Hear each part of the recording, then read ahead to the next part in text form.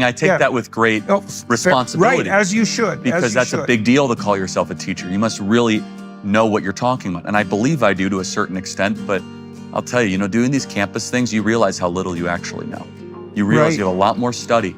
Because you think about it, you're up against thousands of college kids that have an obsession about a hyper discipline of a topic. Yes, definitely. And they'll mention things you've never heard of. Like, okay, I'll get back to you. So it requires even more study afterwards. Yeah. How much time do you spend studying? I try to do an hour and a half to 2 hours a day. But when I'm in season, which is I'm doing 27 campus stops, plus my 2-hour podcast radio show every single day, plus speeches, plus 2 kids, plus a marriage. Right. So when I'm in season, I don't, because I'm sure you know this, it's really hard to do more than 3 to 4 hours of hard brain work a day.